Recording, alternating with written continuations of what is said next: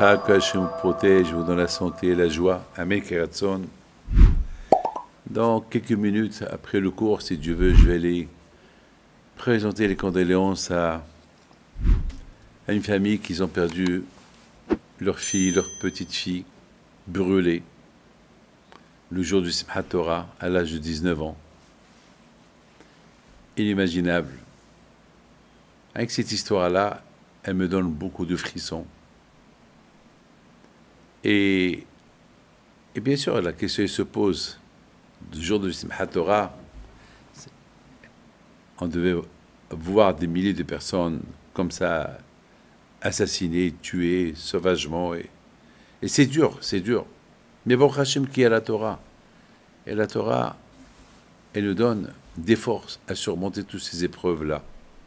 Le peuple juif, il est à l'habitude de vivre tout ça.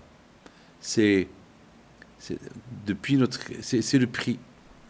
C'est le prix qu'on paye, mais sans se poser des questions, comme Avraham Abeno. D'ailleurs, on commence à parler d'Avraham Abeno. Avraham Abeno, alav shalom, il a eu toutes les épreuves du monde, et il les a surmontées avec force. Et c'est notre héritage, de surmonter avec force toutes les épreuves, et avoir la foi en Akadosh Baruch Hu, et de mettre au monde des enfants qui continuent à avoir cette foi en Akadosh Baruch Hu. Vous savez, on a la question qu'on se pose, mais pourquoi on doit se rappeler tout le temps de la destruction de Beth Amikdash? Quelle est la raison? Tout le temps, on doit pourquoi on ne tourne pas la page une fois pour toutes? Pourquoi il faut penser toujours à la destruction de Beth Amikdash? Quelle est la raison? Mes amis, c'est écrit, il faut pleurer chaque année. À Beth Amikdash, on doit pleurer, on doit pleurer. Pourquoi? Pourquoi on fait pas un stop? Ça y est, grâce à Dieu, on a Israël aujourd'hui, et grâce à Dieu, ça va. Pourquoi on doit se rappeler toujours de Beth Amikdash?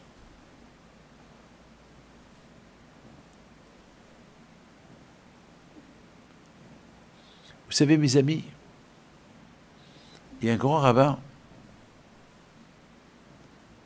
qui raconte, le Rav de Ponevitch, alav shalom,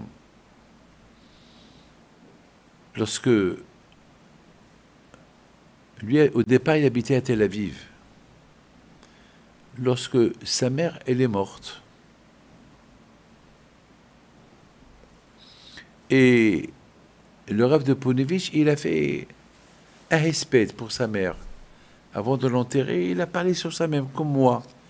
Avant que j'ai enterré ma mère, j'ai parlé sur elle, j'ai parlé sur sa grandeur. Et je disais que je l'aimais, que je ne savais pas que j'aimais tant ma mère jusqu'à sa mort. Et j'ai même dit que j'aimais ma mère plus que mon père. Il y a beaucoup de gens après m'ont posé la question, comment tu as aimé plus ta mère que ton père? Je lui dis oui, parce que mon père, c'est mon père, mais si ma mère, elle aurait dit à mon père de ne pas m'envoyer à la yeshiva, mon père aurait été obligé de l'écouter. Parce que mon père, toujours, il faisait ce que ma mère, elle lui disait. Donc finalement, ma mère, c'était la patronne à la maison. Et d'ailleurs, c'était ma mère qui gardait l'argent, c'était elle. Mon père ne sortait pas de la maison, c'était ma mère qui faisait ce qu'elle voulait. Elle faisait le beau temps et le mauvais temps à la maison. Et mon père, il l'écoutait. Et lorsque mon père, il voulait m'envoyer à la yeshiva, moi et Rabbi Haïm, mon frère, ma mère, elle aurait pu dire non. Donc il n'y aura pas aujourd'hui ni Rabbi Haïm, mon frère, ni moi, ni ses enfants, ni mes enfants. On aurait été des gens, je ne sais pas, des travailleurs, des coiffeurs, je ne sais pas quoi. Je ne sais pas qu'est-ce qu'on aurait été, je ne sais pas. Donc notre histoire d'aujourd'hui, elle aurait changé complètement. Mais le fait que ma mère, elle s'est tue, elle a accepté que Rabbi Haïm va à la yeshiva, elle a accepté que moi je vais à la yeshiva, et aussi elle a accepté que mes autres frères, ils vont à la yeshiva. Alors, Baruch Hashem, l'histoire, elle a changé.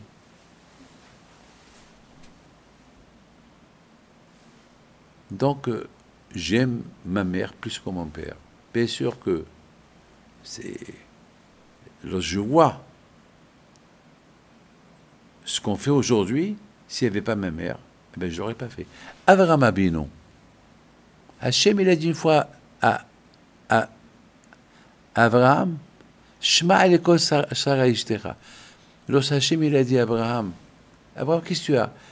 J'ai de la peine. Sarah m'a dit de renvoyer mon fils. Et c'est mon fils, comment je peux le renvoyer? Et quand j'aurais dit à Abraham, écoute Sarah. Parce que Sarah, elle sait ce qu'elle fait. Tu l'écoutes. Et Abraham, il a écouté Sarah. Et aujourd'hui, on voit que Sarah, elle avait raison d'avoir renvoyé son fils de la maison. Parce que pour l'éducation de Yitzhak, elle n'était pas bonne. C'était pas bien qu'il reste l'autre à la maison. Donc vous voyez que beaucoup des fois, on voit aussi Yaakov Abinu.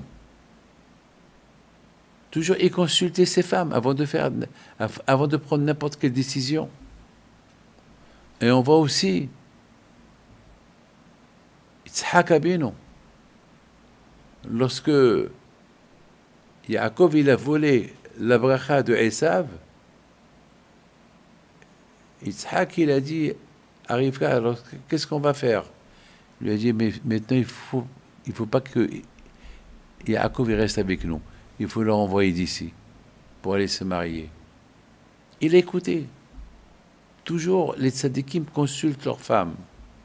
C'est pas comme certaines personnes qui disent que les religieux, ils mettent leurs femmes de côté, ils sont pour la cuisine. C'est vrai, ils sont pour la cuisine et ils sont aussi pour tout. Parce que les femmes, ils aiment faire la cuisine. Les femmes, ils aiment. Et beaucoup de fois, je dis à ma femme, arrête. Viens, on peut s'arranger. Non, j'aime cuisiner. Les femmes, ils aiment les boulettes de maman. Jusqu'à maintenant, je parle de ma mère, ce que je mangeais chez ma mère. Et ma femme aussi, elle parle ce qu'elle a mangé chez sa mère. Et mes enfants aussi, aujourd'hui, ils parlent. Qu'est-ce qu'ils ont mangé? Chacun, on aime le manger de maman. Mes amis, revenons à la question qu'on a posée. On a posé une question. Pourquoi on ne tourne pas la page pour la destruction de Beth Amikdash? Pourquoi chaque année on pleure Beth Amikdash? Plutôt, pourquoi on ne pense pas, si Dieu veut, le troisième Beth Amikdash qui va venir avec Mashiach? Pourquoi on parle toujours de la destruction de Beth Amikdash? Alors, j'ai commencé à vous rappeler, il y avait une fois le Rav de Ponovitch, lorsque sa mère, elle est décédée.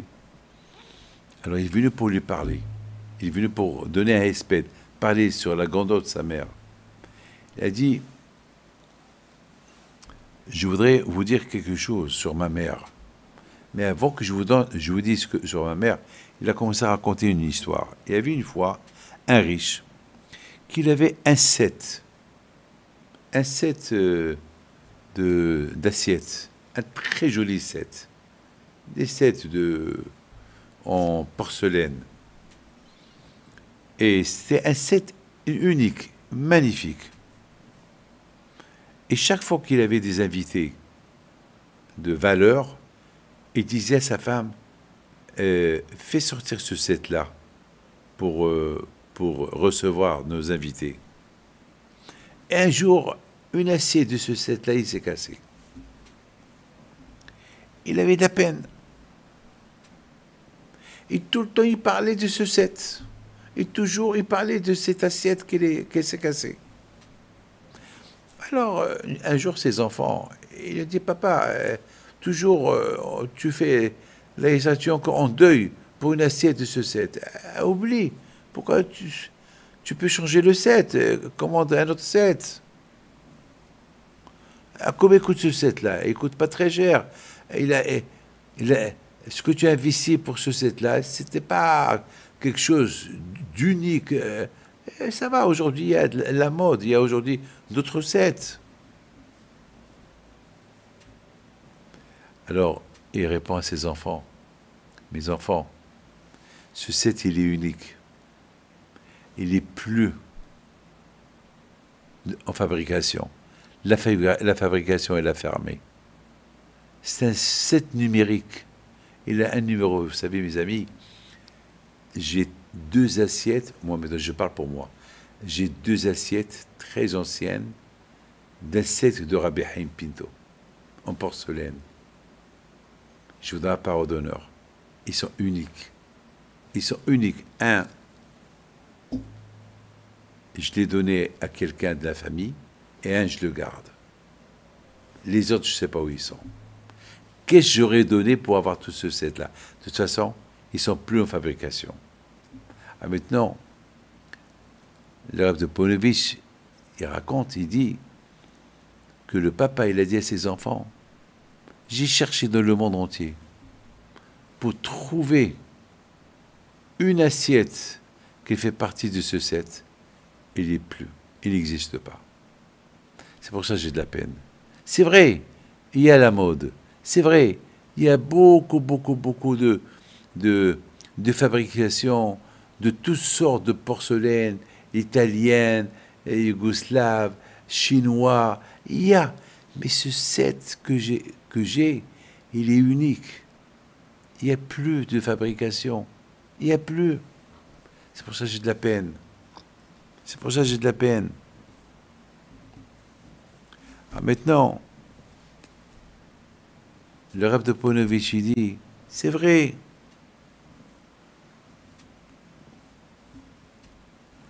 Ma mère, elle est unique. Pourquoi je pleure tant ma mère? Parce qu'il n'y a pas comme ma mère. Parce que ma mère, elle est unique. Et sa perte, c'est une perte éternelle. Sur ça, c'est dur pour moi de passer ailleurs. Mes amis, moi aussi, j'aurais pareil pour ma mère. Ma mère était unique. Chacun, sa mère, elle est unique pour lui. Chacun, qu'est-ce que sa mère lui a apporté. Moi aussi, ma mère m'a apporté beaucoup de choses que d'autres ne m'ont pas apporté. Chacun ce que sa mère lui a apporté. Mes amis, le Rav de Ponevezh, il a parlé de sa mère. Mais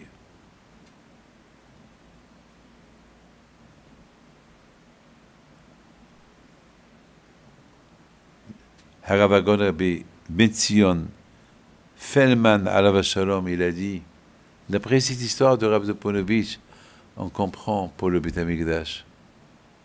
Le Beit HaMikdash, depuis qu'il est parti, il a pris avec lui beaucoup de choses. On ne peut pas oublier. C'est comme cette assiette du set qui s'est cassé, qu'il est remplaçable, parce que la fabrique, elle a fermé. Là aussi, le Beit HaMikdash, il est remplaçable. La fabrique n'existe pas. Il faut attendre le 3e. Il faut attendre le 3e. Mes amis, le Beit HaMikdash, l'influence qu'il avait le Beit HaMikdash. On était au Beit HaMikdash, on était unis. On venait chez Hachem. On sentait Hachem au Beit HaMikdash. On avait un problème, on venait au Beit HaMikdash. On venait voir le Kohen Gadol. Un jour par an, le Kippour, on venait pour se faire pardonner les fautes qu'on a fait. On voyait le Kohen Gadol, le travail qu'il faisait. On passait Sukkot, on passait Pessah. On voyait les miracles, des millions de Juifs dans une montagne, la montagne où il y a le Kotel, et aucun n'a dit Il n'y a pas de place ici. Mais comment chacun avec les tentes, chacun avec sa tente à l'époque. Mais combien des millions de juifs venaient? On voyait des miracles. Tout ça, ça manque. On voit des miracles chaque année. On a vu le miracle à Simchat Torah. On a vu comment les terroristes, ils sont rentrés 3000. Comment ils sont rentrés?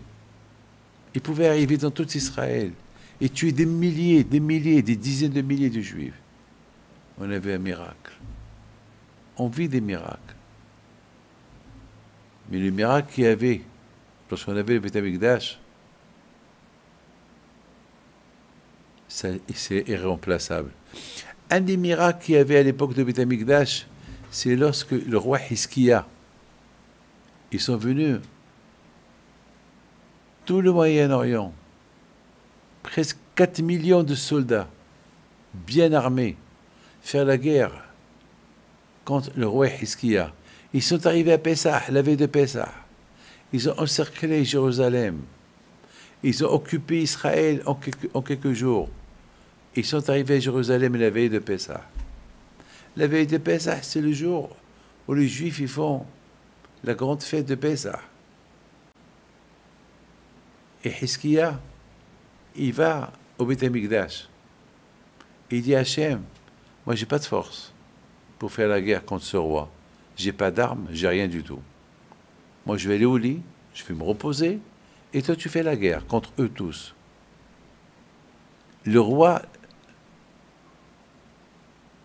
Sanherib, qui est venu avec une quarantaine d'autres rois, avec 3,5 millions de soldats, il a construit avec des coussins une montagne. Il est monté sur la montagne de coussins. Il regarde Jérusalem. Il a dit, demain, le jour de votre fête, je vais vous détruire et je vais détruire ce Dieu que vous vénérez. Le roi Hiskia, il dit à Hachem, comment tu peux écouter ce monsieur parler comme ça de toi? Fais quelque chose.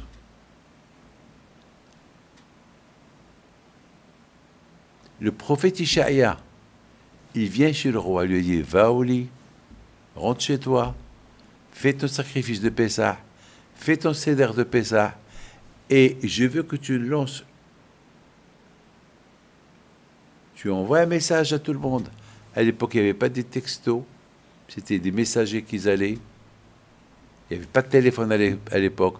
Rentrez chez vous, faites Pessah, faites le seder de la Haggadah, et n'ayez pas peur. Ce soir, il y aura un miracle. À minuit, tous sont morts. Les 4 millions de soldats. Il est resté Sanherib tout seul, avec ses 2 enfants. Ils se sont sauvés. C'est ce qui nous manque. Et ce miracle, le monde entier l'a écouté. Parce qu'il y avait des rois. Soudainement, tous les rois ils sont morts. Tous leurs gardes-corps sont morts. Ce miracle, il s'est passé à Jérusalem. Alors, dans l'histoire, on dit qu'il y a eu une épidémie. Comme ça, ils disaient, cette histoire, elle existe. Mais les historiens, ils ne veulent pas admettre qu'il y a eu un miracle. Ils ont dit, il y a une épidémie, ils sont tous morts. Mais quelle épidémie? Il n'y avait pas d'épidémie. La vérité, il n'y avait pas d'épidémie. Ils sont morts parce qu'Hachem, il a dit qu'ils meurent. C'est la raison pourquoi il nous manque le Beth Amikdash. Il y avait la bracha lorsqu'il y avait le Beth Amikdash. Alors le fait, mes amis, qu'on pleure le Beth Amikdash, on montre à Hachem qu'on veut, ça nous manque. C'est pas comme un tzaddik que lorsqu'il meurt, on le pleure et après on lui fait une hiloula. Après quelques années, ça y est, on fait la hiloula comme Rabbi Chaim Taib Lomet, comme Rabbi Shua Bassis, comme Rabbi Shimon Bar Yochai, comme Rabbi Yaakov Betzera, comme Rabbi Chaim Pinto. Oui, c'est vrai, bien sûr, lorsqu'un tzaddik meurt, on a de la peine pendant 1 an, 2 ans après ça, et après on fait la hiloula. Le Beth Amikdash, non. Le Beth Amikdash, depuis qu'elle a été détruite, on le pleure. Parce que c'est tzadikim. C'est vrai, il y a un tzadik qui va mourir. Parce qu'on a de la peine. Parce que le monde, il a besoin de ce tzadik. Qui va remplacer ce tzadik? Dans 30 ans, grâce à Dieu, il va avoir des tzadikim qui vont le remplacer. Alors ça y est, les tzadikim, un remplace l'autre. Et ce tzadik-là, ça y est, il prend sa place, on lui fait la Iloula, ça y est. Parce que maintenant, il est dans le ciel et il nous sauvait plus que lorsqu'il était vivant. Donc on lui fait la Iloula. Mais Beth Amikdash, non. On veut le troisième Beth Amikdash. Tant qu'il n'est pas construit le troisième Beth Amikdash, on sent le besoin de la destruction de Beth Amikdash. Et comment on sent le besoin de Beth Amikdash? Lorsqu'on pense à sa destruction. Le fait qu'on pense à sa destruction, alors Akadosh Baruch Hu voit le manque que Beth Amikdash, il nous manque parce qu'on le pleure, alors on rapproche sa venue de Mashiach, on rapproche la construction de Beth Amikdash. Mes amis, alors, cette semaine, on parle de la grandeur d'Abraham Abinu, alav shalom, la grandeur d'Abraham Abinu, que combien il était tzaddik, Abraham Abinu. Et Abraham Abinu, alav shalom, c'était pas n'importe qui. Le Beth Amikdash, à l'époque de Beth Amikdash, on voyait le bonheur qu'il apportait le Beth Amikdash, à sa destruction, le malheur qu'il apportait et le manque qui manque. Aujourd'hui, Baruch Hashem, Abraham Abinu, il ne manque pas. Parce qu'on vit Abraham Abinu, on vit Yitzhak, on vit Yaakov, on les vit tout le temps. Les tzadikim, on les vit tout le temps, on les vit. Mais le Beth Amikdash, on ne peut pas le vivre, il nous manque. Et Baruch Hashem qui a la Torah, Baruch Hashem Rabotai qui a Abraham, Yitzhak, Yaakov, qu'ils ont instauré les trois prières. Les trois prières, et ces trois prières, ils sont à la place des sacrifices qu'on faisait à l'époque de Beth Amikdash. Vous savez que j'avais le Beth Amikdash, il y avait des sacrifices. Aujourd'hui, il n'y a pas de sacrifices. Donc, parce qu'il n'y a pas de Beth Amikdash. Mais il y a les prières. Les prières qui remplacent le Beth Amikdash. Et le fait que les prières remplacent le Beth Amikdash, alors c'est grâce à Abraham, Yitzhak et Yaakov. Donc, on vit chaque jour Abraham, Yitzhak et Yaakov. Le matin, c'est Shachrit, c'est Abraham Abinu. L'après-midi, c'est Yitzhak Abinu, c'est Mincha. Le soir, c'est Yaakov Abinu. C'est Arbit. Et ainsi de suite pour les fêtes. Pesach, Sukkot, c'est grâce à Abraham, Yitzhak et Yaakov, toutes ces fêtes-là. Donc on vit Abraham, Yitzhak et Yaakov tout le temps. On vit le Beth Amikdash tout le temps, mais il nous manque le vrai Beth Amikdash. Ça, il nous manque. Le royaume d'Hachem, la maison du roi, c'est le Beth Amikdash. Il nous manque. On a Abraham, on a Yitzhak, on a Yaakov, on a la prière, on a tout, mais il nous manque le Beth Amikdash. Alors on pleure comme des bébés. Il me manque ça. C'est comme un bébé que tu lui donnes tout, mais tu lui donnes pas les bonbons. Tu lui donnes les vêtements, des belles vêtements, mais tout ça, par rapport aux bonbons, c'est wello. Tu lui donnes les diamants, mais il lui manque les bonbons. C'est les bonbons qu'il aime. Il aime tout ce qui est sur. Il veut les sucettes. Il veut le bonbon. Notre bonbon, c'est le Beth Amikdash. Il nous manque le bonbon. Il nous manque le Beth Amikdash. Il nous manque l'essentiel. Il nous manque le royaume d'Hachem. Il nous manque. Mes amis, avec tout ce qu'on a, avec tout ce qu'on voit, tous les miracles, tous les tzadikim, on voit. Mes amis, il est venu chez moi quelqu'un. Il pleure, parce que sa fille, elle a disparu pendant l'attentat là. Il ne sait pas, si elle est morte, si elle est vivante, si elle est kidnappée, il ne sait pas. Il m'a dit, il ne vit pas le pauvre, il est né, il est disparu, il ne sait pas. Il vient chez moi cette semaine avec un sourire. Bon, Hachem, on l'a trouvé. J'étais content. Ah, bon, Hachem, elle est vivante. Non, on l'a trouvé brûlé. Il m'a tué. C'est lui que je vais aller voir maintenant. Et tu souris. Oui, au moins, on l'a trouvée. Bien sûr, j'aurais souhaité qu'elle soit vivante, mais au moins on l'a trouvée. Mais toi, je peux faire Kaddish. Je peux lui faire Kaddish. Quelle émona, quelle émona. Mais toi, je peux la porter. Je peux l'enterrer. Quelle émona. Avec un sourire. Mes amis, que le bon Dieu vous protège et vous donne la santé, la joie, secours de Torah à la mémoire de ceux qui sont kidnappés, ceux qui sont morts et ceux qui sont disparus. Que on les retrouve. Amen, amen, amen.